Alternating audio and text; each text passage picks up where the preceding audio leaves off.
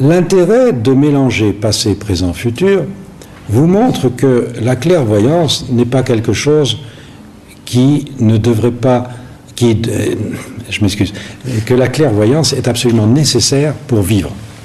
Les animaux le savent, ils ne réfléchissent pas, ils ont des prémonitions, ils ont par exemple des migrations, on sait que lors d'un tremblement de terre, les oiseaux se cachent.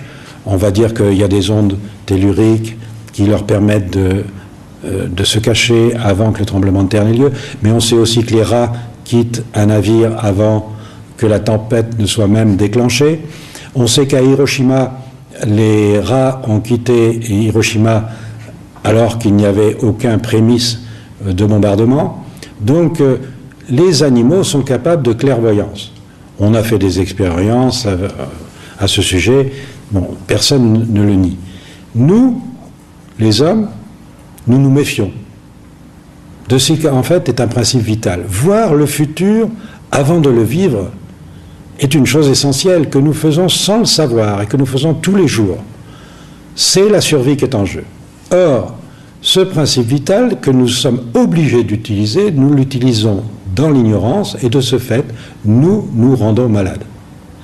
Alors c'est là où ce principe vital devient intéressant, parce que la science c'est une chose, mais si elle ne sert à rien dans le quotidien, elle devient inutile.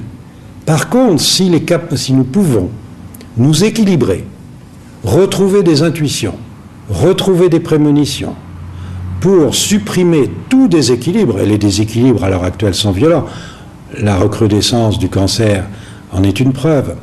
Si nous pouvons donc stabiliser les gens en leur inculquant l'idée qu'ils peuvent se stabiliser tout seuls, à ce moment-là, cette théorie devient très importante, bien plus importante que les publications scientifiques qui n'ont d'intérêt que de permettre à des érudits de se glorifier d'une connaissance un peu supérieure.